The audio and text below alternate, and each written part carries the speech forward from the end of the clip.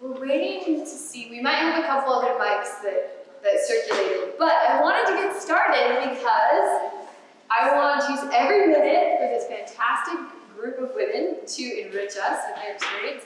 So can you all see okay? Okay, great. My name is Ashlee Whitaker, and I am so excited to be moderating this panel, Women, Art, and Creativity, featuring 3 remarkable artists that have roots here or that are here in the Dallas area. And so I have the privilege of doing introductions. And because we are fancy and we're talking about art, the introductions will come with wonderful examples of these women and their artwork. So I wanted to introduce our first panel member, is Laura Miller. Now Laura is an illustrator, a fine artist, and a graphic designer who lives here in Dallas, Texas. She grew up in Utah and spent her time getting a degree from the University of Utah. She also received art training in fine art and apprenticed with master portrait photographer Drake Busey, a big name in photography in the United. And after leaving a corporate job in PR, she raised children and began to feel a tug again to go back to a more creative way of life. So she jumped back into painting and into hand lettering, and she has sold prints of her work at local craft fairs and made logos for different companies, and has a career filled with various artistic endeavors. And you see an example of that here with this great mural that she's done. She says, although she enjoys working in several media, her focus lately has been working with oils and developing her style as a fine artist. She is a mother of 4 young children, so carving out time to paint during naps and in between loads of laundry is a challenge, but allows her to slow down and be more fully present in what she says is an otherwise chaotic stage of life. So her art is currently following something of a more kind of impressionistic style and brushstroke, using rich textures and dynamic strokes. Hi, welcome, Laura. Happy to be here. We're like a talk show. We're gonna have so much fun. Our next artist is Annie Poon.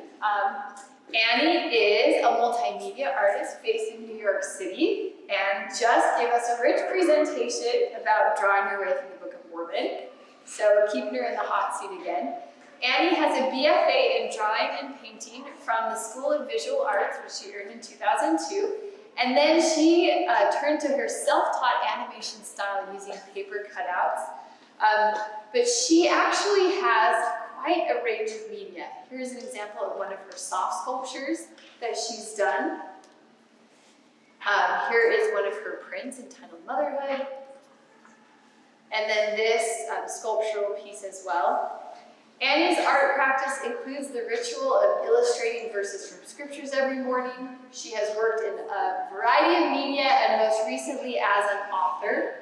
She's created over 30 short films, one of which is featured in the exhibition just outside in the atrium called The Castle. 2 of these films received the Association for Mormon Letters Film of the Year Awards, and she also has works of art in the collections of the Museum of Modern Art in New York, the Church History Museum, the BYU Museum of Art, the Springville Museum of Art, the Glenn and Marcia Nelson Family Collection, and the Baird Collection. Your mic is kind of... Welcome, Annie. Oh.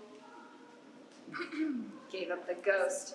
We will not be deterred. I'll just talk louder. Is this on? Or maybe they cut off. Oh, there you go. Oh, okay. They knew I didn't need 2 mics. Okay. Great. And our third artist on the panel is Brittany Scott, also here in the Dallas area, though she hails from Southern California. In 2003, Brittany made her way to Utah, where she attended Brigham Young University and fell in love with the landscape of the high desert. She has interned with Burton Silverman, a remarkable figurative artist in New York, and worked for a year as an apprentice under artist William Whitaker.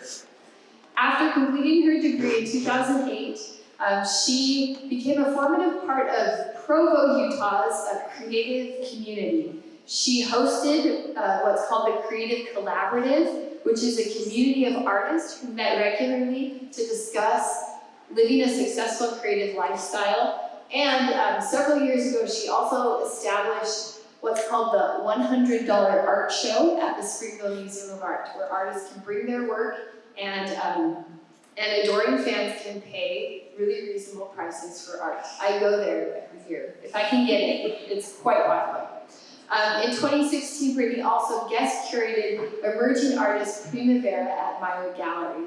And she's now in Dallas, Texas with her husband and 4 children, and regularly has little hands helping her in the studio. She continues her gallery representation and is engaged right now in an incredible project with a group called Pythia International on the Creators Project, which is a worldwide movement grounded in creation and storytelling to change the global narrative towards compassion, shared experience, and belief in higher inspiration and meaning. So let's give a hand for all 3 of our panel participants.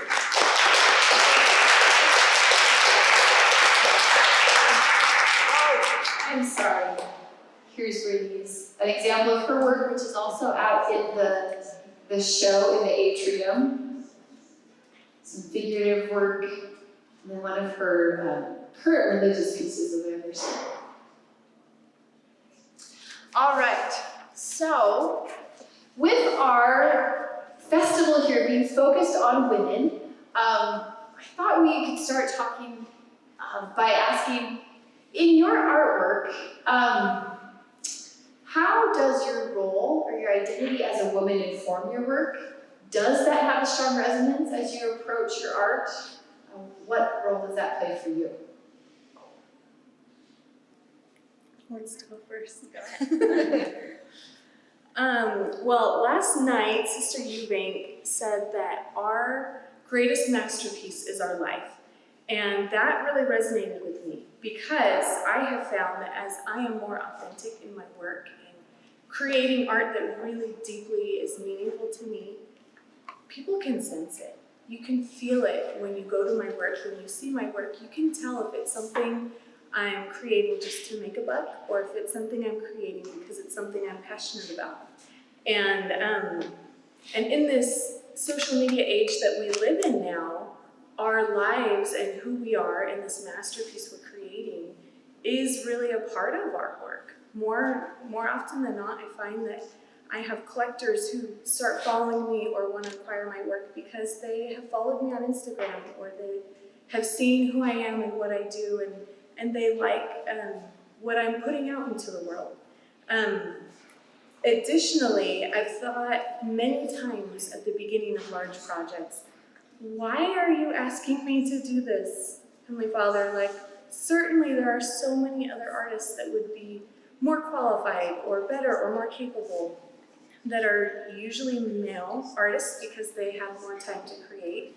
And every single time, the thought that has come back to me is, I'm asking you to do this because you are a woman and because you are a mother. And I feel that God needs my voice because as a woman and as a mother, I have a different perspective to offer. When I graduated from BYU, I contacted one of my heroes, Cherry McGraw, and she's a huge name in the art world, and I spent an hour interviewing her and talking with her, and I asked her, why do you not have any children? Why is this something that you have decided consciously to pursue your art? And she said, yes, I felt that I couldn't do both. And I wanted to give my full effort to my art. And that stung for a long time. That really stung. And I believed that was the same for me. And so I was a young mother, and I believed that I couldn't be the artist that I wanted to be. I couldn't be the artist that she was because I couldn't devote the same amount of time and the same amount of energy. And that was about a decade ago. Unfortunately for me, I have a husband who pushed me and said that's not the case, and who supported me and took me seriously when I wasn't taking myself seriously. And he freed me from that. But there weren't a lot of examples. There weren't a lot of women that were artists and that were mothers. Even today, there aren't tons. But I really felt like I have kind of been a trailblazer along with some other women in showing that it's okay to be a mom, and it's okay to be a woman, it's okay to be an artist and a professional, and you can still be a professional of all of them at the same time without discounting. It's gonna look differently. You know, my art and the time commitment I have to put to my work looks differently than some of my contemporaries, and I put out less work, or I am doing things in different stages. But I have had such meaningful impacts. I remember being at the Springville Art Ball, and Mary Sauer coming up to me saying, "Nobody knows it yet, but I'm pregnant. What do I do?" I had a 2-year-old and a 4-year-old at the time, and was doing the $100 show and all these things, and she said, "How in the heck are you doing this? I'm a full-time artist right now, and I'm terrified. I'm not gonna be able to keep the same quality with my work." And for any of you who know and love Mary Sauer's work, she's phenomenal, and she continues to be phenomenal. But we shared that moment together, and I've had many women have similar conversations with me, and I felt like I was in that place as well. And so it's just, I feel like because I gave myself license to be who I wanted to be, it gave them license to be that as well. And as women, we need those voices.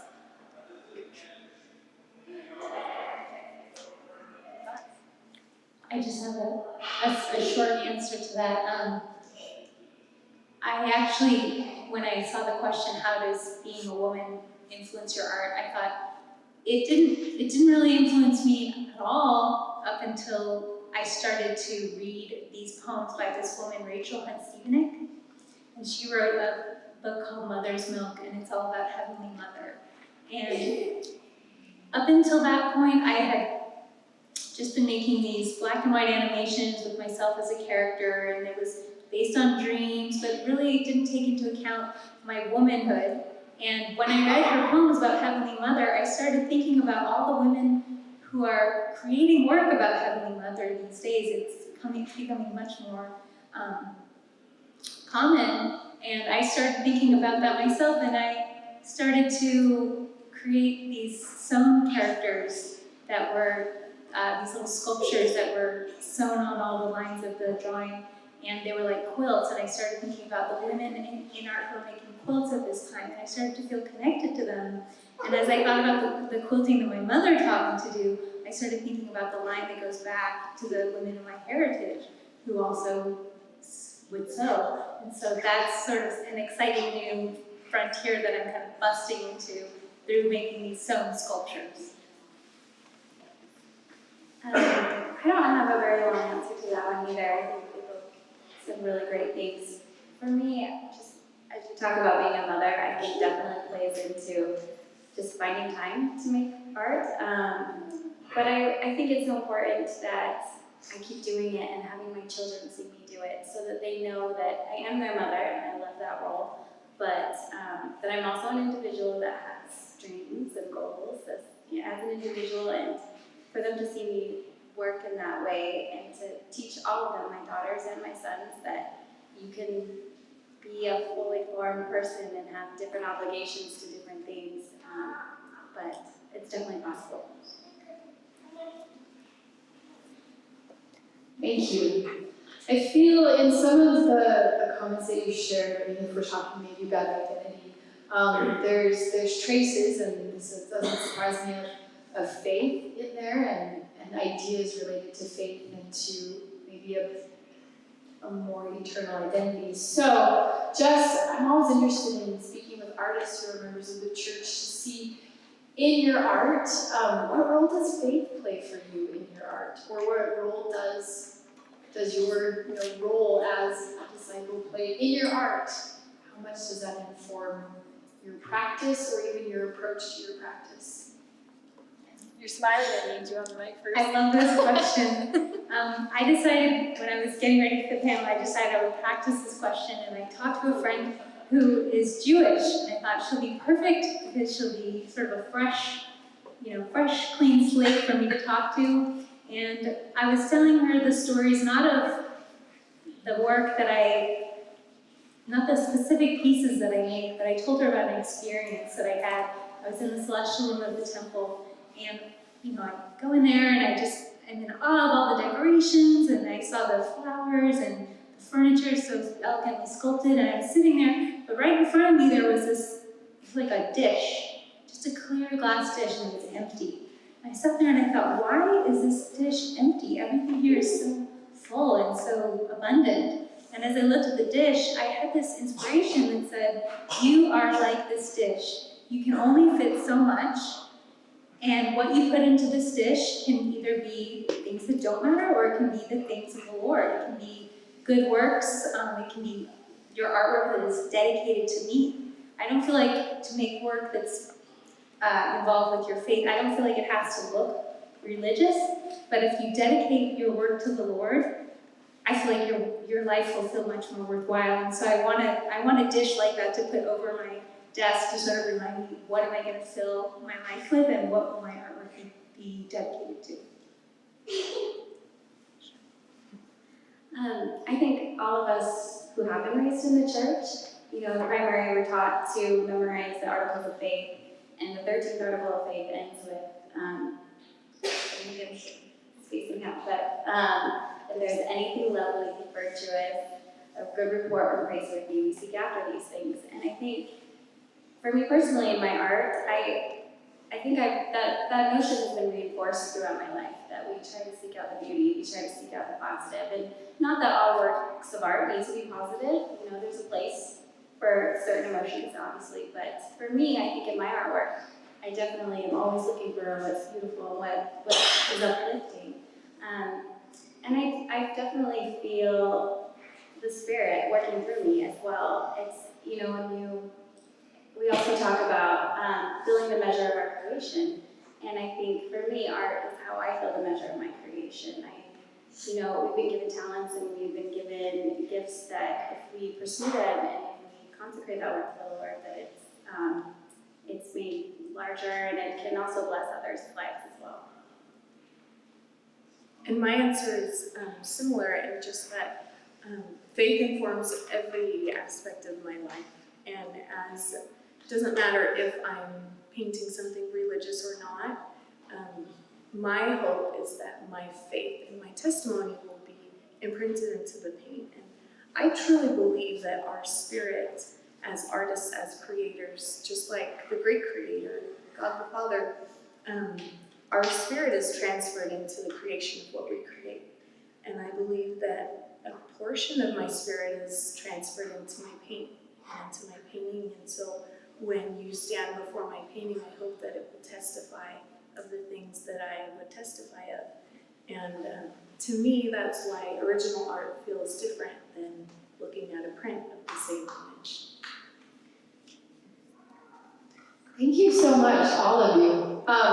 It actually reminds me of an experience. There's an artist named Gary Ernest Smith who was one of the artists that created murals for the Nauvoo Temple. And he and I believe it was 4 other artists were commissioned, and President Hinckley spoke to them about that important commission. And he said something to the effect of, there is a power that comes in when an artist creates a work of art. There is a spirit in that work that is not found in replication.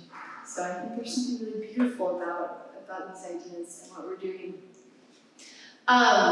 You are creative agents, every one of you, as all of us are. But I want to talk a little bit about creativity and your process in your work. So just as an artist, how do you generate new ideas? Where do your ideas come from for your work? Sure. So I think, for me, I love to go to museums. I love being exposed to great art, and it definitely inspires me. I have a collection of many art books of artists that inspire me, and just kind of getting immersed in that. But I think on a more personal level, just as I was saying, searching for beauty in everyday life is really inspiring for me.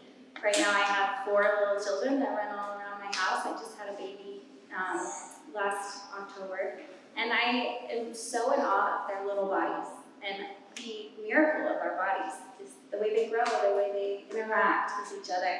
And that has inspired me to, I'm really getting into human anatomy and figure drawing, because I just am so in awe of it. So that has definitely been my inspiration lately. But even just paying attention to like the little beauties, you know, I'll see like a fruit ripening on my counter, and I just want to capture the way that the pigments are changing and ripening, and I want to capture the way that the light hits certain things. All those things just really can inspire me.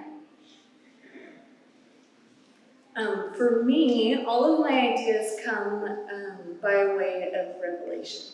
And when I say that, I don't mean that I have these like finished paintings popping into my head like, here's the next one, here you go. It's not that easy. But just the snippet or the idea or the glimmer of what it is I'm supposed to create comes by way of revelation. And I know Jorge Coco said that last night as well. He said that all of his work comes by way of commandment. And I feel the same way. I feel that I receive small glimmers of revelation saying, okay, I gave you this gift, now I need you to do this with it. And I often have people ask me, what is this for? Or who's gonna buy it? Or what show is it gonna be in?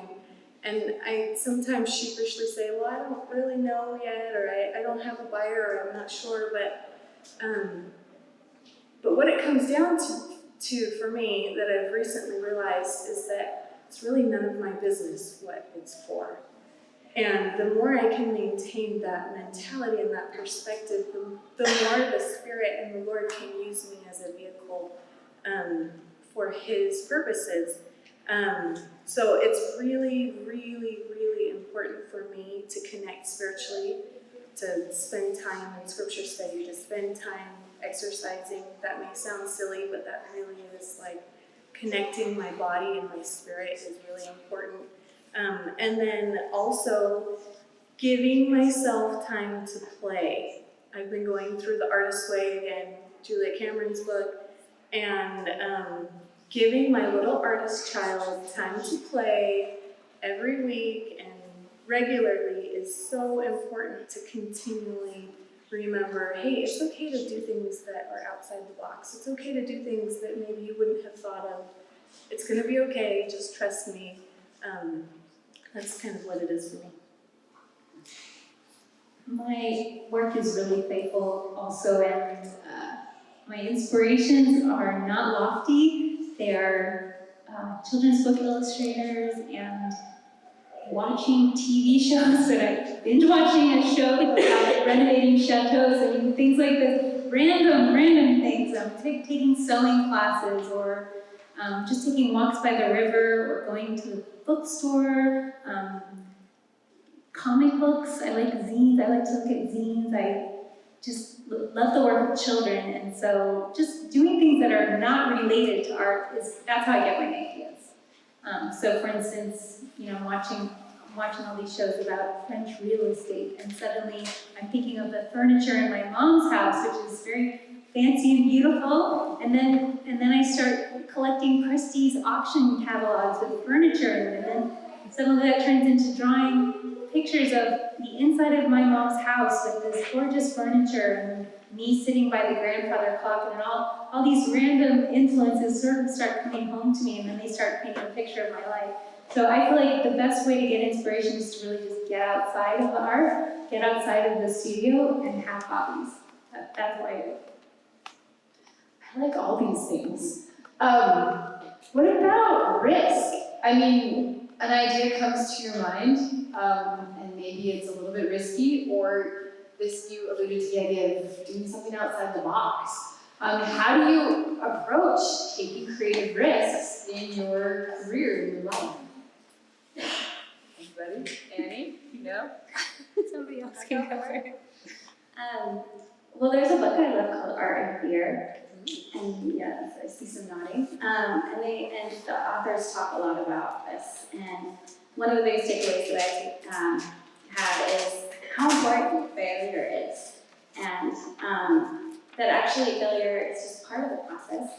And when you make those risks, you know, nothing ventured, nothing gained. But I find that it's just something that you have to go for. And when opportunities come, to say yes. I've had many opportunities to do just random things. When I was doing more illustration, I had someone ask me to do a poster for a concert, which I'd never done before. And I remember telling my husband, like, why are they asking? I've never done this. And I should just say no. And he was like, well, maybe you can do it. So just trying, and I did it, and it was great. And it just gives you that confidence to keep going and learn more. You saw that mural that I did, one of the pictures. Another company in Dallas, based here, asked me to do murals in their office. And I had never done anything like that before.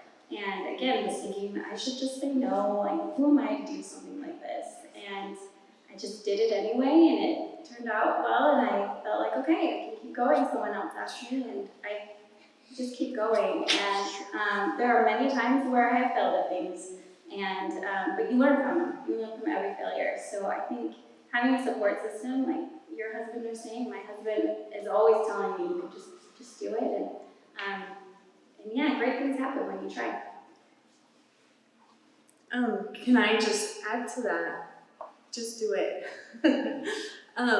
Be protective of your time and be okay saying no to things that don't align with what's core to who you are and what you want to do. But at the same time, don't be afraid of the challenge and don't be afraid of the risk, because it will always make you stronger. It will always be better. I remember being at BYU and Robert Marshall was working on the Sacramento Temple murals at the time, and he said, hey, I'm starting the murals. If you want to come down to the studio, the motion picture studio, you're welcome to help me get the underpainting in.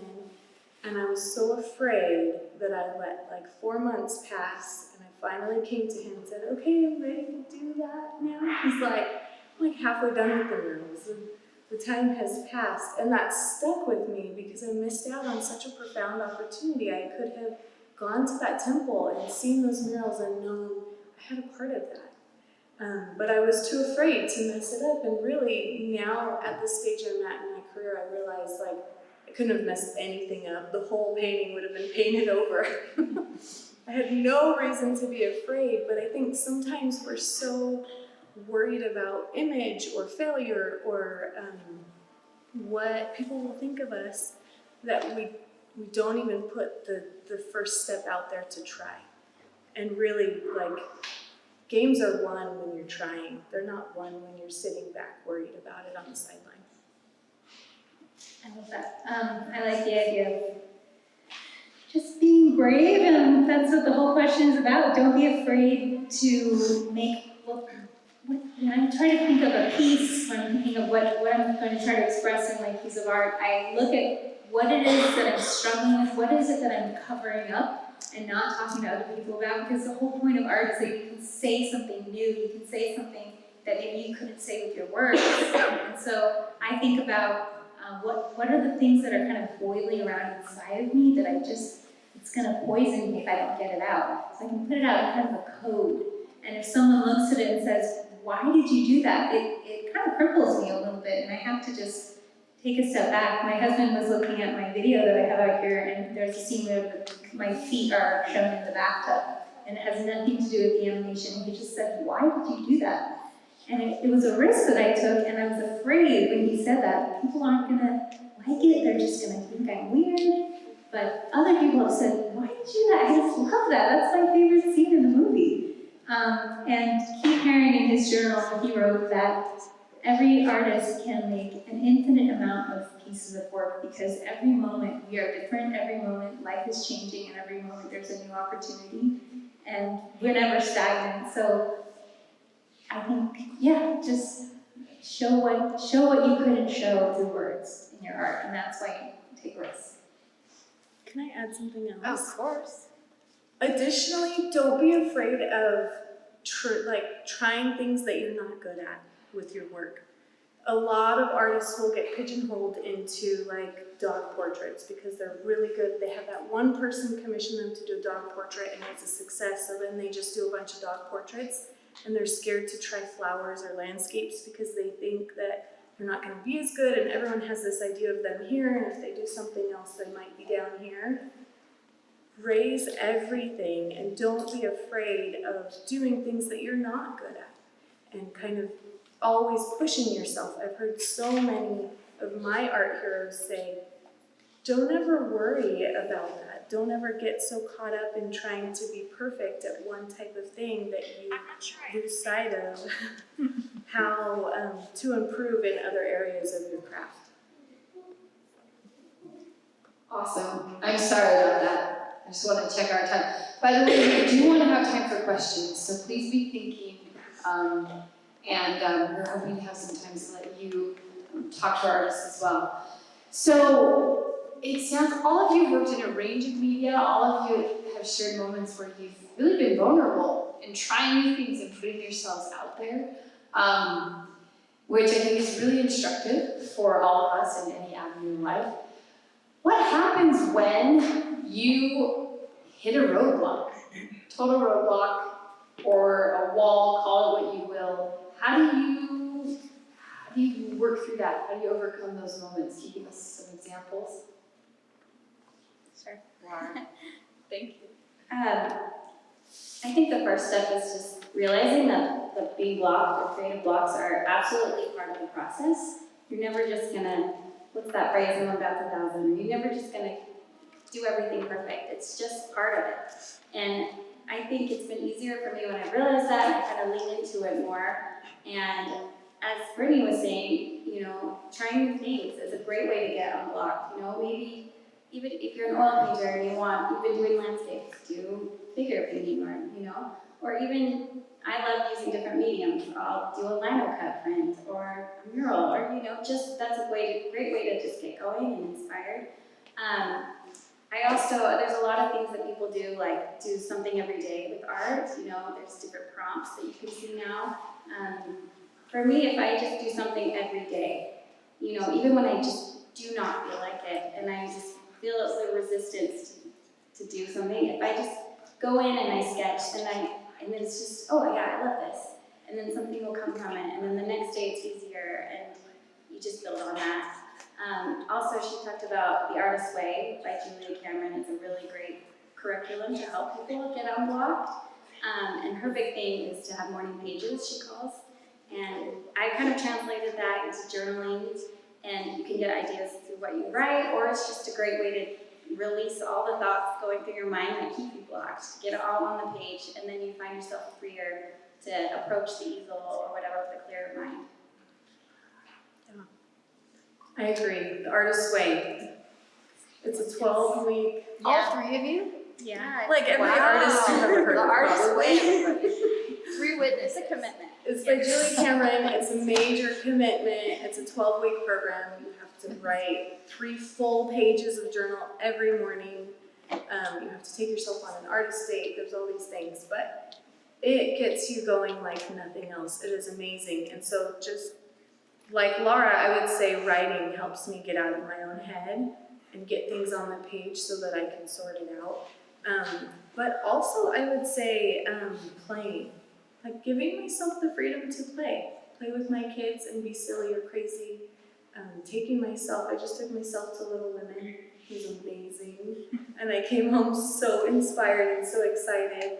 And then the other thing is, which you may not know about artists, and I think sometimes when I get asked this question, people are expecting a silver bullet answer. But the third thing that helps me when I'm having a creative block is to just get back to work and stand in front of the easel and start working. Because just like Moses had to be in the water before the Red Sea would part, and Peter had to get out of the boat before he could walk on the water. As artists, we We don't always feel great, and we don't always have perfect inspiration coming, and we don't always feel that 100% connection to heaven, but it's not going to happen when you're sitting down at your desk or sitting down at the couch moping about it. It's only going to come when you're standing in front of your easel or at your sketchbook or at your sewing machine, whatever your creativity is. It's going to happen when you're working, trusting God, acting in faith, saying, "You're asking me to do this, I don't know how to do it. Please help me. I'm here, standing ready." First, I want to talk about the artist's way a little bit. The morning pages are, my sister challenged me to do the artist's way again, and I sat down the first couple mornings and I was writing these, 5 pages you're supposed to write by longhand, and I wrote and I don't really remember what it was that I wrote because I stopped doing it, and then I was supposed to write the application for the grant for the movie that I made. And I knew I wanted it to be about a castle, and I was kind of writing this somewhat analytical paragraph for my application. And I read it, and I just thought, I am not inspired. I'm not going to get this grant. And then, for some reason, I found my journal where I had written about the artist's ways of writing pages, and I had been just sort of stream of consciousness writing. And I found this page that was about a castle and about this darkness, and it was pregnant and teeming with life, and it was these positive transformations kind of happening in the dark, and I was just like, wow, I wrote that? I wrote it for my morning pages, and I used it, I took that paragraph, that was my grant application, and I got the grant. So 3 cheers for the artist's way. And then, as far as getting over my creative block, is that what we're talking about? Yeah. To get over my creative block, I actually do have to get away from the artwork. I have to stop doing it, go away from, it's just gonna cause me agony to sit there and try to pull something out of my brain that's not wanting to come. So, for instance, the one time that I had the worst creative block, I just thought, okay, I'm gonna leave the studio. I'm not gonna go back until I feel good and ready. And I spent 2 weeks walking to Central Park every day, wandering around the park. I felt uninspired, and as I walked day after day, I found that I was attracted to the bark of the trees. It had nothing to do with art, but I thought, oh, this is so interesting, looking at the patterns. And look, there are little holes where animals live. So I started taking little pieces of sticks that I found and creating these entryways around these holes to create these little habitats for these animals that could possibly live there. And then I would hide behind the trees and just watch as people would come up and kind of investigate. Oh, it's a little animal home, what is in there? And doing that, I then took a cutout character and I started animating my little cutout character past one of these holes, and it turned into this animation about a wild horse. And I was able to take these walks in Central Park and sort of let my artistness kind of drip back down into my process gradually. So it wasn't something that I forced, and I really don't force myself when I'm feeling a creative block. I just get away from the art and wait for that artist in me to want to come out. Love it. Thank you. Let's see, I'm checking my time. Let's talk for a minute about communities, artistic communities, and how have artistic communities or networks impacted your work or your careers? Any thoughts there? Tons. We'll go to Brittany first. This is my favorite question, so maybe I should go last. Networks? I don't want to take all the time. Okay, we can talk about networks. So, I think I was 19 or 20, and I was living in New York City, and I met Glenn Nelson in my state. And Glenn started this whole shebang, but back then he was starting something called the Mormon Artist Group, and where he would just invite artists to create a piece, and then he would publish it. So he asked me to create a piece for him, and I created the Book of Visions, and then after that I continued to create with Glenn Nelson, and then Laura Hurtado, the curator of the church, she saw my work, and so the network of Glenn Nelson, Laura Hurtado, and then they were in contact with all these other great women artists, and these women we started seeing each other's work that was being curated, and we started kind of following each other on Instagram and leaving each other messages, and then I started calling people if I read their podcast and sort of kind of reaching out and grabbing onto each other over social media is actually what ended up happening. And so now, we're in these shows together and we're WhatsApping each other with our ideas, and I just can't praise social media enough for creating networks. So that would be my final answer. I think the community of art is maybe the most unexpected, but maybe one of the best things about being an artist, because you meet such like-minded people that just inspire you and can help you navigate, all the different directions that art can go. I actually was invited by a group of women that kind of all met through Instagram. I met a couple of them superficially, but we all decided to go paint together in England. And we were all LDS women, we were all mothers, and as I said, all artists, but very different ages, and also very different stages of our careers. But we just bonded on such a wonderful level. We had a very spiritual experience together as we bonded as well. And it resulted in a collaborative project where we each kind of did a painting or a work of art based on our ancestors. And we're hoping to make something of that. But anyway, we've since gone together on other trips, and we have a Marco Polo group where we can talk about anything and everything that, art, where do we get best frames, or, how do we deal with business of art, or just, when we're feeling blocked, we can go to each other. And I've been the biggest benefactor of their expertise because I was the youngest and also probably not as far in my career as the rest of them. So it has been so amazing to have this group of women, and I want to also pass that on. When I came to Texas, I moved here, I didn't know anyone, and there was women here that I was able to get to know, and they were able to kind of show me the community here, and I just want to be able to do that for other artists. Let them know that we support each other and that a rising tide raises all ships. We can all be successful. It doesn't have to ever be competitive. We all have something to contribute, and we can support each other. Awesome. Just like Laura mentioned, I'm going to mention art and fear also, because in that book it says that a percentage of art school graduates practicing art within 3 or 5 years or something after graduation, only like 3% are still artists. And it says that the reason for that, the majority reason, is that they lose their community. And I am a huge believer in creative communities and in artists having a community around them. Creative communities build the community, like build Dallas, build the Metroplex. Creative communities build the artist, but also the whole area. And I saw that firsthand over the last decade in Provo.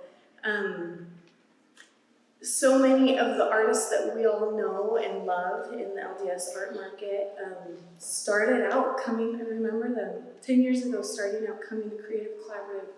When I myself was hosting it, putting it on, totally unsure of myself as an artist and feeling like I didn't have anything to offer standing in front of these people.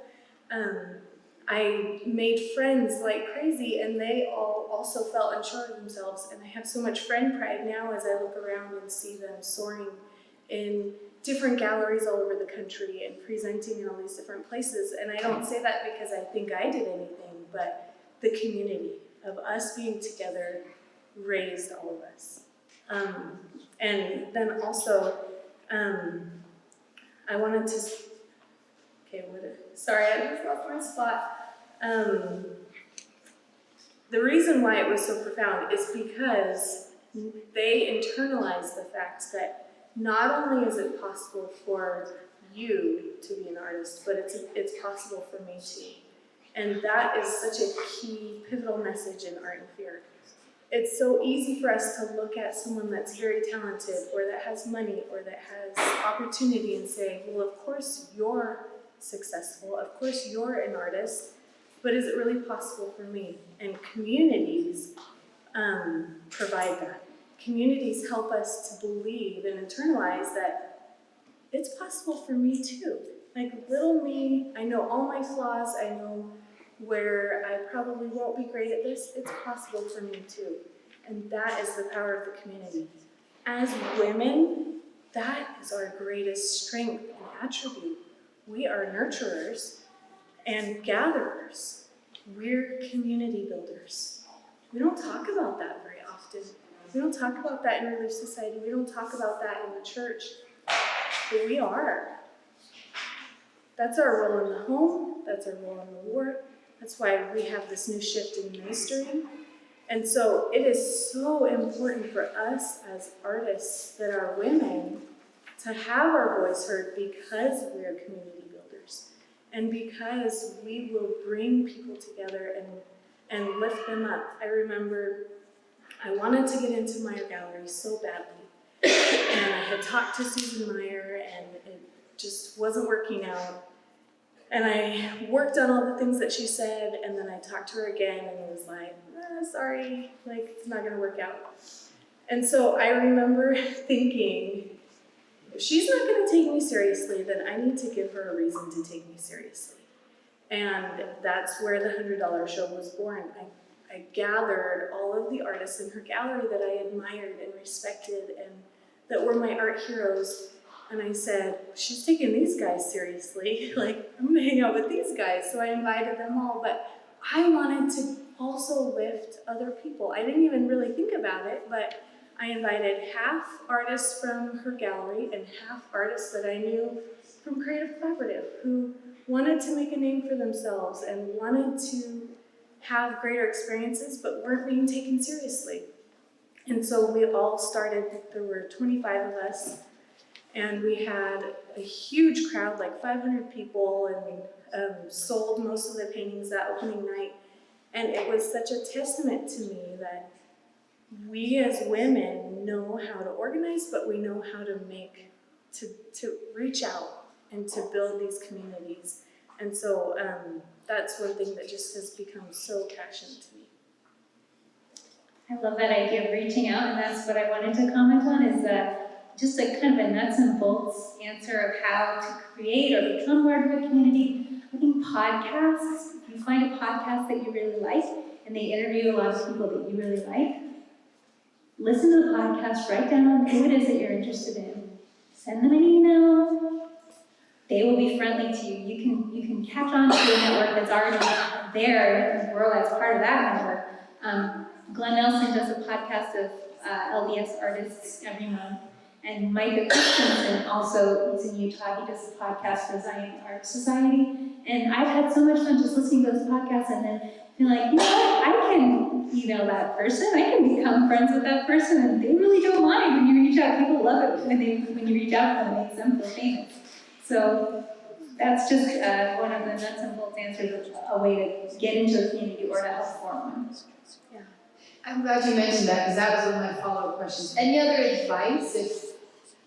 I like stalking artists on Instagram. I'm not an artist, I'm a curator, but I follow as many as I can on Instagram. So, I mean, there's that route, right? Find an artist you like and just, like you say, reach out, start commenting. Any other ideas on networks that people could engage with? You can befriend any of these artists right here. Yes. Annie touched on something so valuable, and that is just reach out to them. I have some of the hugest art heroes, my art heroes, have become personal friends of mine, not because I'm at the same level as them, but simply because I called them on the phone or sent them an email and started sharing my story with them and invited them to be a part of it. Additionally, if you have something to offer them, so you're not just taking their time, like the $100 show option that I talked about is really engaging when you can give something back to them or when you can provide a reason for them to talk to you. I had a couple thoughts come to mind as you're talking, so I do have some off-the-road questions we haven't talked about yet. But I'm curious, does anyone out here, do you have any questions that have come to mind that you'd like to ask? Oh. Do you want the mic? I can talk loud. Okay. I'm hoping I can ask this clearly, but have any of you experienced where you thought something about your technique, your materials, or your background, or your training made you maybe not think you're maybe not as credible as an artist, but that was actually the thing that got you noticed? Is that The lack of training or the training? Either one.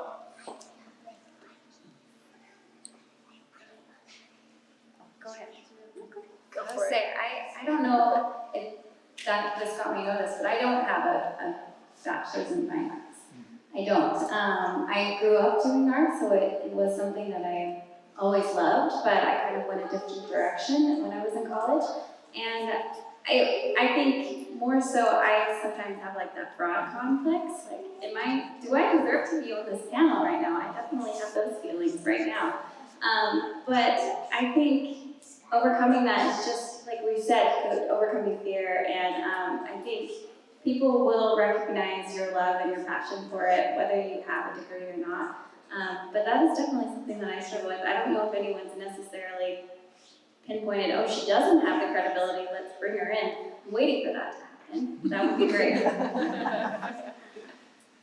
Here's art and fear again, but it says, your vision should always exceed your execution. That's what pushes us to be a better artist.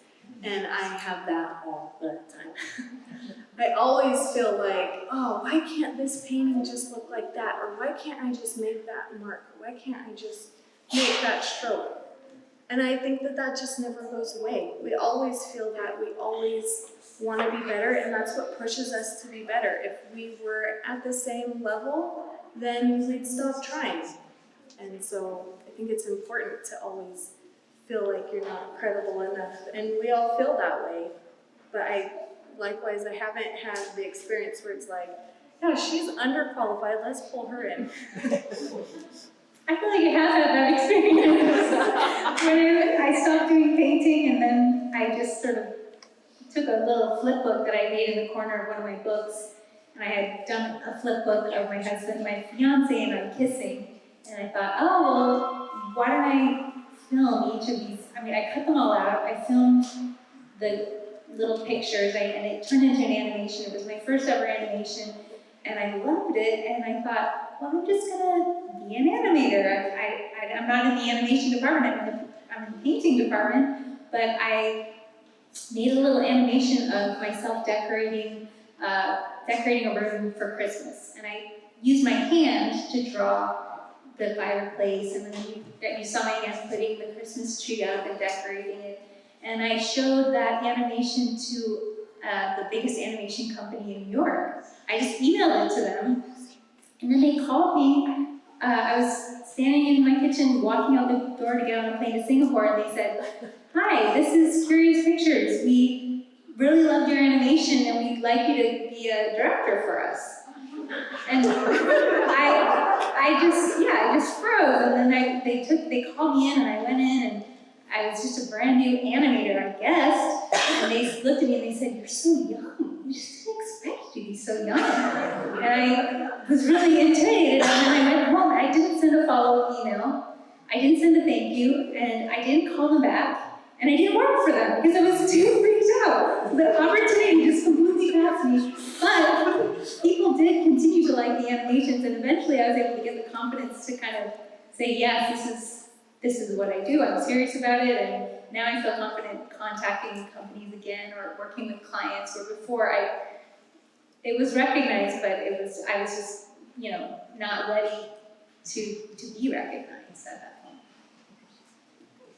Very nice, thank you. Any other questions? Yes. How do you manage your mom work balance? Does it look like a structured schedule every day, or is it more fluid? I love that question. I think this is different for everyone. I don't think there really is a balance.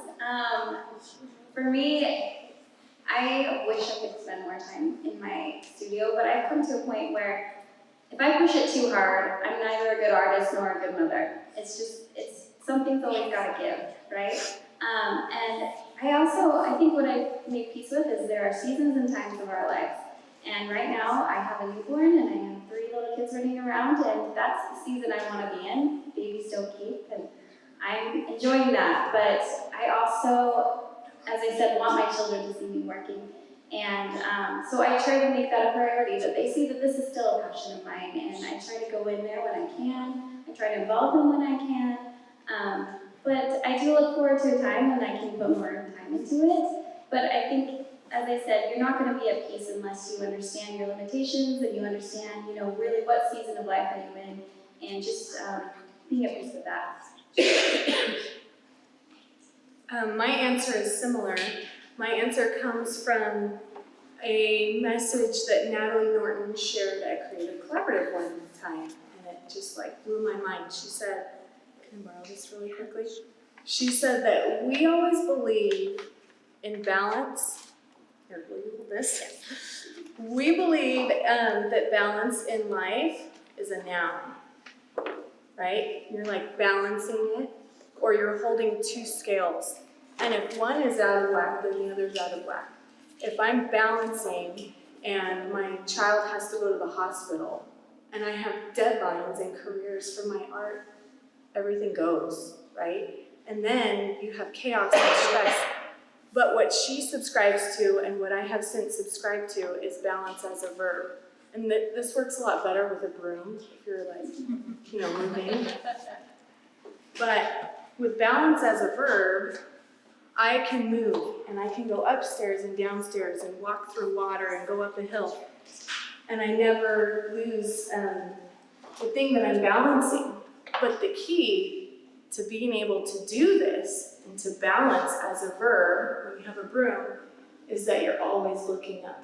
The second you look down, it falls. And so you just put at the top of your broom everything that's most important to you. And if you're walking around looking at the top, nothing else is going to matter. So at the top of my broom is daily exercise and daily creating.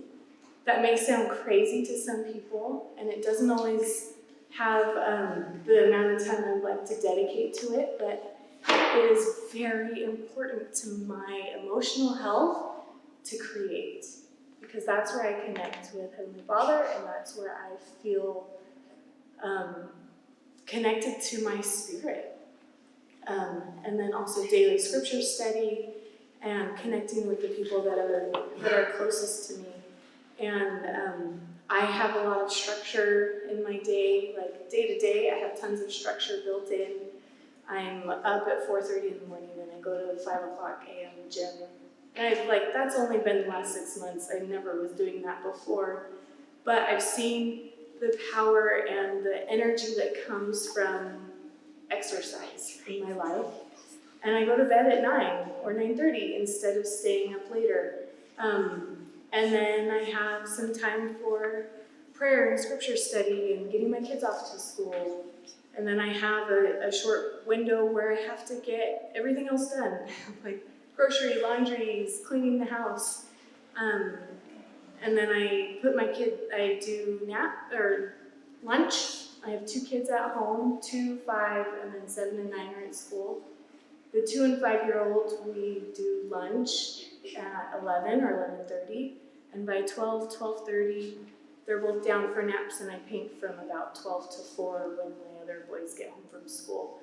And I have to be so protective of that time. I have friends that want to have lunch dates and release site activities, and I could be gone every day and never hold a nap. And I've had so many moms say, "Oh, well, my kids just don't nap."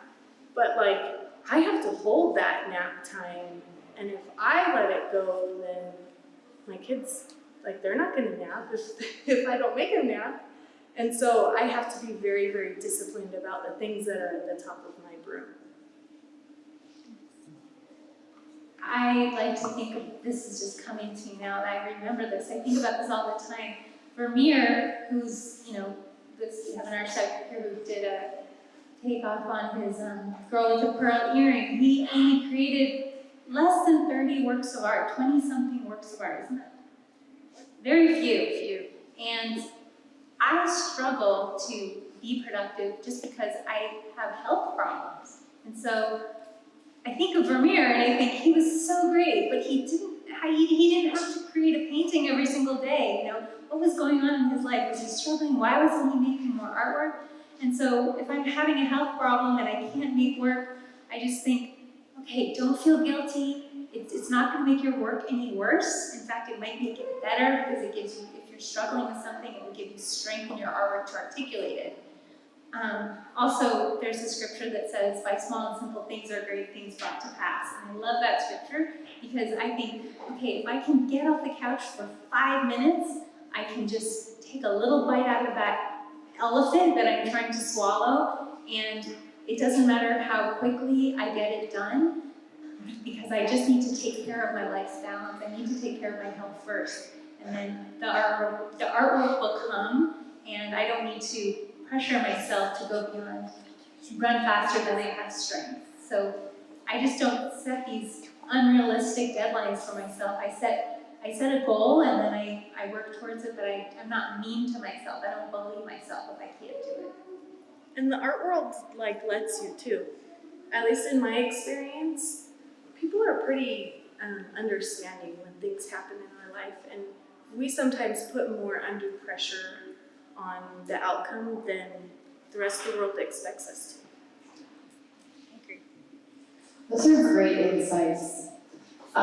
Thank you so much. Honestly, I feel like just as I've gotten to know these women, they're remarkable, every one of them. And thank you so much for sharing with us today on this panel. Let's give a big round of applause.